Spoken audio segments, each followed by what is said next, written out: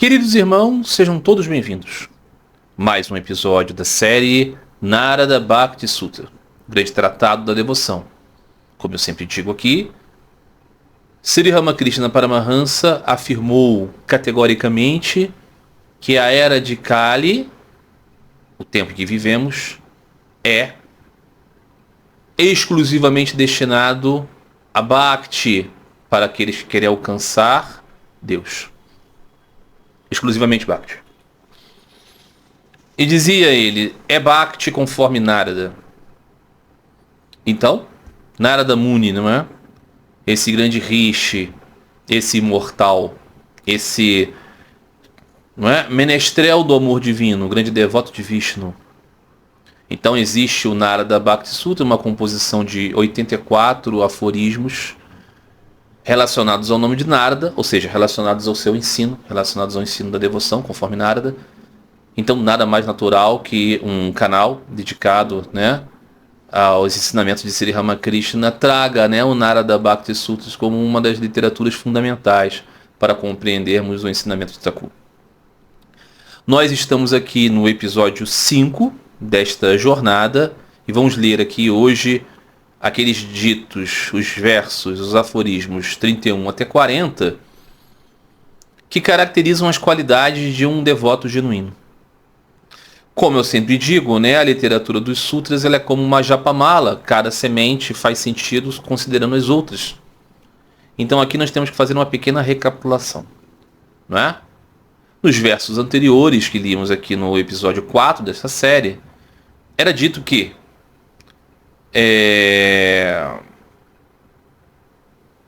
a respeito das excelências, né, do caminho para se alcançar Deus. E estava se desenvolvendo aqui que Bhakti é superior a Karma, Jnana e Yoga. Não é? Por quê? Porque, na verdade, essas coisas, né, eram esforços do homem para alcançar, e Bhakti é um senso de rendição. Né? Então dizia, né? Na opinião de alguns, apenas Jnana é o único meio de alcançar, né, esta realização. Outros pensam que há vários meios e faculdades para se alcançar esse sumo bonum da existência. Mas Narada diz que a realização espiritual é o próprio fruto. Ou seja, ao contrário do que ensinam alguns, que dizem que independentemente se você é um Bhakta, se você é um Jnani, se você é um Yogi, tanto faz, porque é o princípio, né, do Bhagavata Purana dizer que tanto o Jnani, quanto o Yogi, quanto o Bhakta vão alcançar o sumo bonum. É preciso dizer que no contexto do Bhagavata Purana, todos esses são devotos de Deus, ok? Apenas a busca por Deus tem um ideal distinto. É o Senhor dos devotos personificado, é o Senhor controlador interno, Antaramyana do coração, né? E aquele que preenche tudo. O absoluto. Então o ponto é que Narada está identificando muito claramente que o caminho supremo é devoção.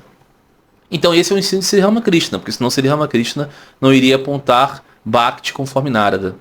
Então continuando daqui, nós chegamos até esse verso 31 que diz o seguinte: por isso, só é visto assim no caso do rei, do lar e do jantar. O quê? O mesmo exemplo, né? As diferenças entre meios e fins. Então assim, no verso 32 vai ajudar a compreender o 31. Não é por isso que o rei se torna rei, nem o viajante obtém satisfação, nem o homem faminto se sente apaziguado. Ou seja, o rei não se torna rei apenas por causa do seu trono. O viajante, né, não obtém satisfação apenas no pensar do lar, e nem o homem faminto sobre o mesmo. As ideias de que as caracterizações do mundo elas são o suficiente, ou as instrumentalizações de karma, de pensar jhana ou de controle dos sentidos é o suficiente, é como se você compreendesse que nós poderíamos alcançar os maiores prazeres, né, nessas categorias menores. Ou seja, também podemos considerar, né, que rei, vida do lar e jantar nos aproximam dos apegos circunstancialmente das gunas, né? Poder, conforto, apego, necessidades sensoriais atendidas, não é? Todas essas coisas são úteis para a nossa vida. Todas essas coisas nos trazem satisfação. Quando você pensa, né? Dharma, Artha, Kama, Moksha, são 4 objetivos genuínos da vida. Todos buscam por retidão, todos buscam por prazer, todos buscam por libertação dos sofrimentos, não é? Todos buscam por prosperidade. Natural. Você, né, não faz as coisas para sofrer, você não faz as coisas para não dar certo, não é? Você busca, né, os seus direitos, ser correto, ser moral, tudo isso tem sentido. Mas a satisfação profunda é o quê? É o 5º mais alto, elevado objetivo, que é o quê? Amor. Sem amor, a vida não vale a pena. Você tem tudo, tem dinheiro, mas não tem amor, a vida não vale a pena. Né? Então aqui, essas categorias, né, elas não vão alcançar o máximo. Então é nesse sentido que, embora hajam divergências entre os sábios, o caminho de Narada aponta a devoção como principal. Portanto, somente esta mais alta realização espiritual é digna de ser aceita como a meta por pessoas que desejam a libertação permanente de toda a escravidão. Veja, libertação permanente de toda a escravidão é moksha, né? Mas aqui ele está dizendo que moksha verdadeiro é devoção. Não há como escapar aqui. Então aqueles que querem a liberdade completa têm que deixar de almejar a liberdade completa. Veja que coisa paradoxal. Então isso não é um exercício de mente. Porque a mente vai trabalhar no mecanismo de eu quero me livrar do sofrimento. É isso que eu quero. Nisso é egocentrismo. Então todas as ações, eu quero realizar ações meritórias. Karma Yoga. Unir a Deus por ações meritórias para alcançar libertação. Então aqui não existe nem ação altruísta, nem pensamento livre. Tudo condicionado. Como é possível superar, então, o condicionamento que nos prende ao egoísmo se alcançarmos o outro fundamental, a devoção a Deus? Aí os nossos atos vão ser altruístas e nós estaremos verdadeiramente discernindo entre o real e o irreal. O que é o real? No sentido de perene, a nossa natureza como parte de Deus. Como é possível alcançar isso? Amor e devoção. E aí, dotados desse amor e devoção, o que nós fazemos realmente é a ação altruísta. Né? Os professores descrevem em hinos e canções, ou seja, nos Vedas, nos épicos e em outros, os seguintes meios de realização espiritual. Mas esse estado de amor supremo e imortalidade só é possível através da renúncia à realidade objetiva do mundo, tal como ela aparece ao intelecto e aos sentidos egocêntricos e da consequente renúncia ao apego. Ou seja, sem cansaço do mundo, sem verdadeiramente deixar de buscar karma, dharma, dharma, artha, kama e moksha, né?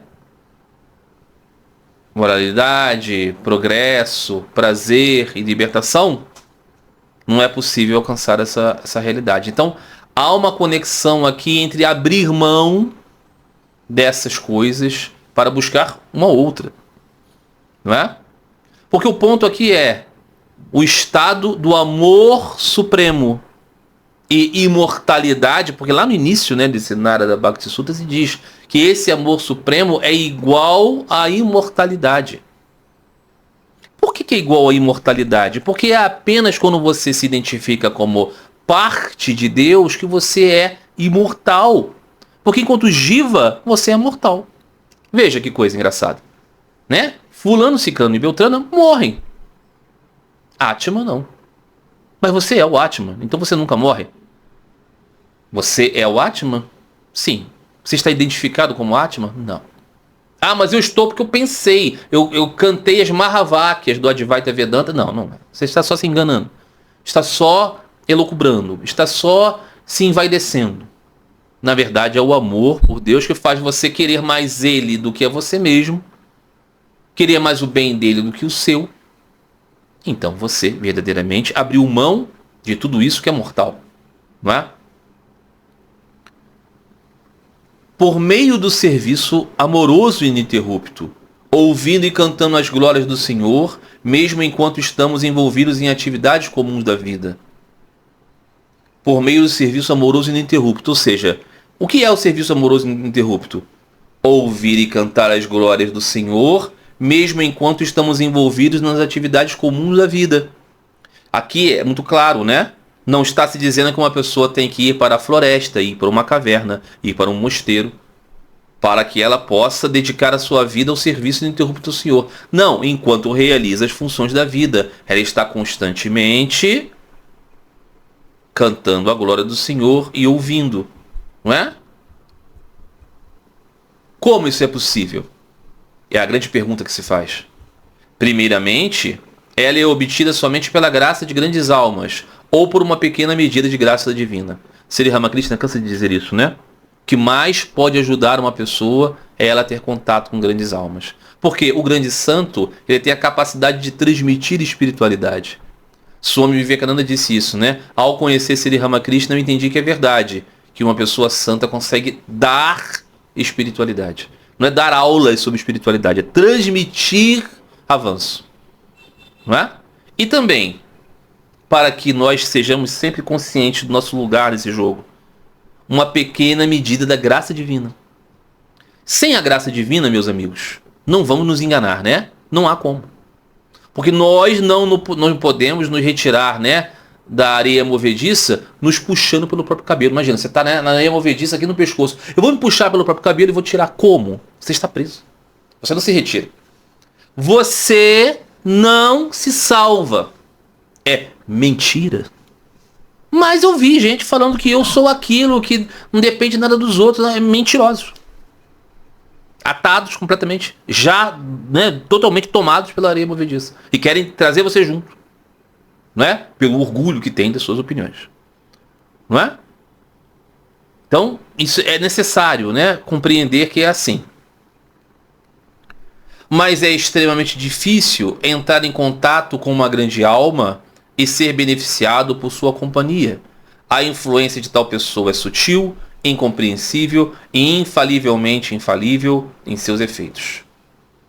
No entanto, isso é possível somente pela graça de Deus e dos homens de Deus. Novamente, né? Por qual razão Sri Ramakrishna apontou para o Narada Bhakti Sutras como uma literatura fundamental? Melhor dizendo, Sri Ramakrishna diz, é Bhakti conforme Narada. Ele não falou exatamente do Narada Bhakti Sutras, mas ele falou do espírito do ensino de Narada. Por quê? Porque é o mesmo ensino de Sri Ramakrishna. Qual não é o ensino de Sri Ramakrishna? Livros do Advaita Vedanta. Esses não são o ensino de Sri Ramakrishna. São o ensino contrário ao de Sri Ramakrishna. Avesso ao de Sri Ramakrishna. Que Sri Ramakrishna não ensina. Que ele diz que atrapalha. Qual é o ensino que é igual ao de Sri Ramakrishna, que vai no caminho dele, que reforça e fortalece o entendimento do seu ensinamento? Narada Bhakti Sutra. Então aqui diz, né? É fundamental encontrar com grandes almas. Mas é extremamente difícil as encontrar. Por qual razão, Marcelo? Porque elas são poucas. Poxa, mas tem um seminário que forma 1000 pessoas. Tem um ashrama que formou 100 pessoas. Tem 230 lamas. Tem 480 pastores. Essas pessoas que têm diplomas, de títulos, de coisas assim, não são essas da qual está se falando aqui. Está se falando de grandes almas. Sri Ramakrishna dizia, aqueles que têm um mandato. Sri Ramakrishna perguntado, né, sobre a iniciação ao guru, é fundamental? Thakur dizia, fundamental é você entender que o único guru é Satchitananda, é Deus. Ele é o único guru. Então se você encontra, pela graça do Senhor, uma alma que é totalmente unida a Ele, um amigo de Deus, aí sim você foi muito beneficiado. Essa é a única alma importante para você encontrar nesse sentido de iniciação. Não carteirinha, ok? Carteirinha de formado na Escola Federal de Almas Iluminadas. Não. Não, e não, e não, não, não. Raspou a cabeça, não raspou a cabeça, barba sem barba, laranja, preto, branco, marca, sem marca, nada disso conta. O que conta é se essa pessoa tem o mandato, a autoridade divina para transmitir espiritualidade. Não é? Sri Ramakrishna dizia, né? Se é importante a graça do guru. Aí ele dizia, o importante é você saber que o guru é Satchitananda. Mas se você achar, ou melhor dizendo, se for necessário que você encontre um guru iniciador, isso pode ser muito difícil. Aí ele dizia, mas se for da vontade de Deus, ele dava um exemplo que era assim, eu vou simplificar. Um sujeito estava com um filho muito doente. E ele descobriu, doença mortal, ok? Que o filho só seria curado, o pai só descobriu que o filho seria curado se ele alcançasse as seguintes combinações de coisas quase impossíveis. Em um determinado dia do ano, uma estrela, um astro do céu ia estar aparente e ia haver uma chuva nesse dia. Na chuva que esse astro aparecesse. Ia ser só uma oportunidade.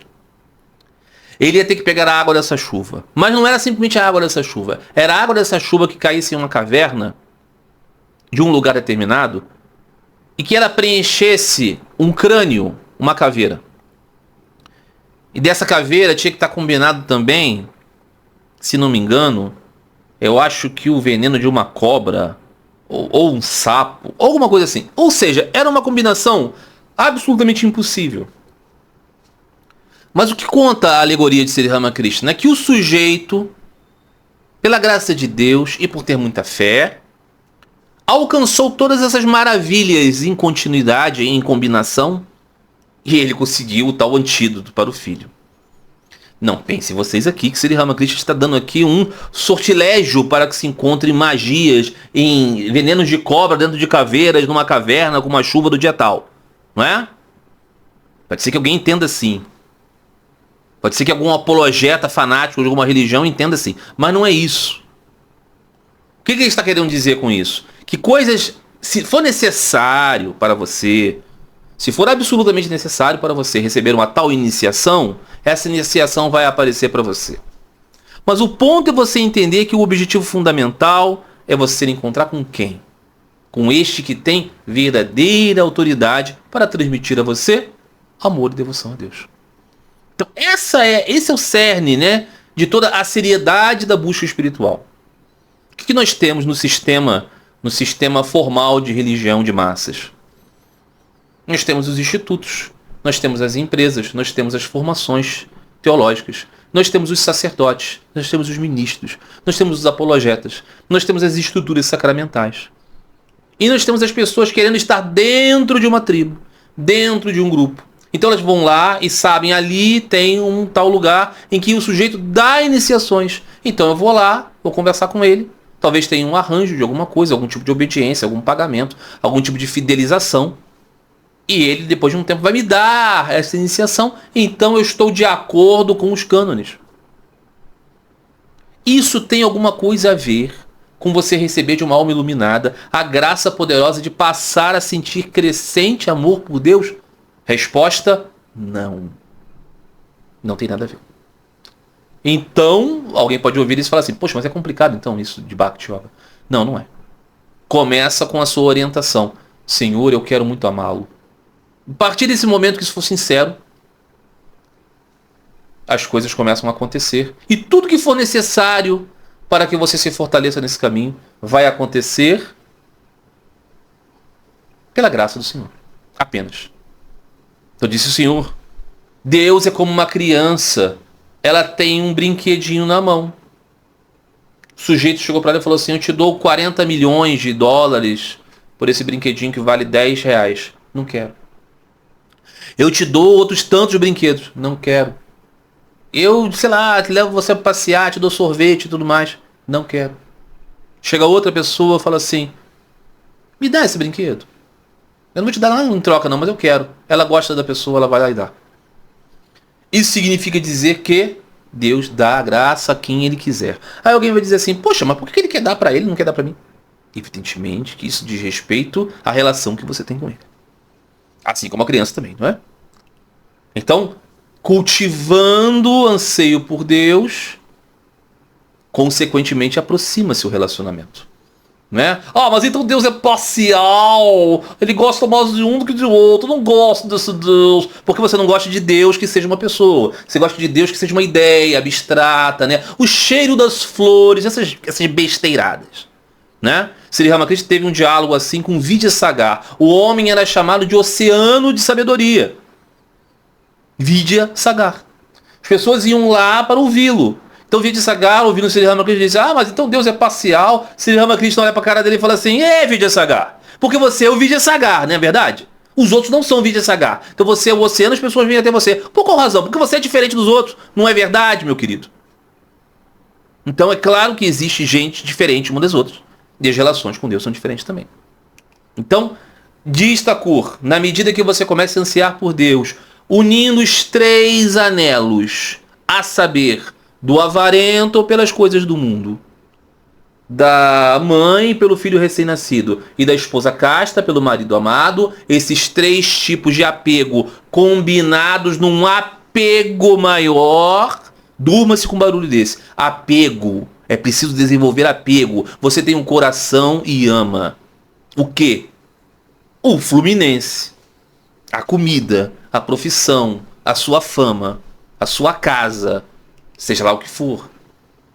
Você ama, você sabe o que é amor. O amor é conhecido para você. Você ama a si mesmo, profundamente. E por isso ama todas essas coisas. Levar o seu coração para Deus. Esta obra é o caminho de Bhakti. É isso, meus amigos. Mais um episódio desta série de lendo e comentando o Narada Bhakti Sutra. Estamos aqui hoje no 5º episódio. 5º de 10 episódios. Então estamos no meio do caminho desta jornada para nos aprofundarmos na ciência do amor devocional. Eu espero que vocês tenham gostado. Eu espero que vocês acompanhem. Vejam os episódios anteriores, acompanhem os próximos. E assim vamos seguindo, crescendo no nosso entendimento sobre Bhakti Yoga. Tá bom? É isso, meus amigos. Até a próxima semana, então. Um grande abraço a todos vocês. Fiquem todos em paz. Fiquem todos com Deus.